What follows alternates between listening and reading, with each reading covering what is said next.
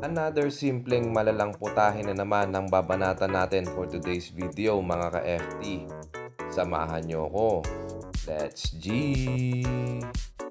At kung nagsasawa na nga kayo sa paulit-ulit na pagluluto sa adobong manok, tinolang manok, kahit na pritong manok, subukan nyo naman yung ganitong recipe mga ka-FT.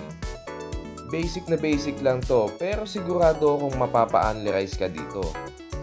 Gamit ang thigh part na manok, tinimplahan ko lang ito ng paminta, asin at ng garlic powder. Ganyan lang kasimple yung pinantimpla ko dyan.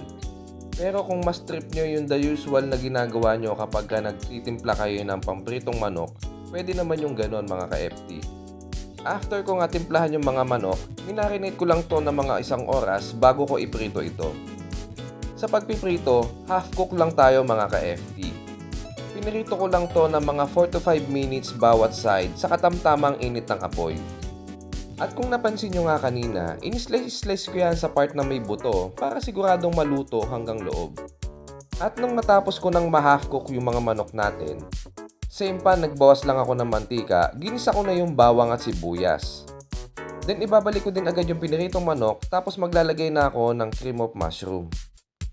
Then lalagyan ko lang ito ng kaunting tubig tapos pakukuluan ko lang yan ng mga 5 minuto para tuluyang maluto ang ating manok.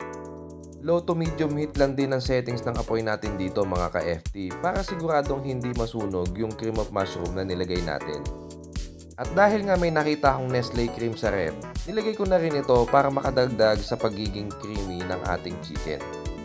Then minekos-mekos ko lang yan hanggang sa ma-dissolve yung Nestle cream tapos naglagay na rin ako ng sliced mushroom. Lalagyan ko lang din yan ng 1 pirasong chicken nor cubes tapos titimplahan ko lang yan ng paminta at saka ng patis.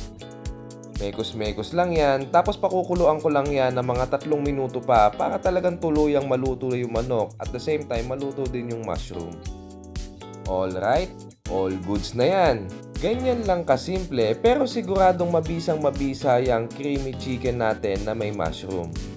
At kung nagustuhan nyo nga yung ganito kasimple pero malalang putahe, huwag nyo naman pong kalimutang i-like at i-share. Paki-follow na rin po ako para everybody happy. Shoutout po pala sa mga bago nating followers. Sana wag po kayong magsawang suportahan ng mga luto ni Epix. Alright, hanggang dito na lang. Ilabas na ang bahaw. Bye-bye!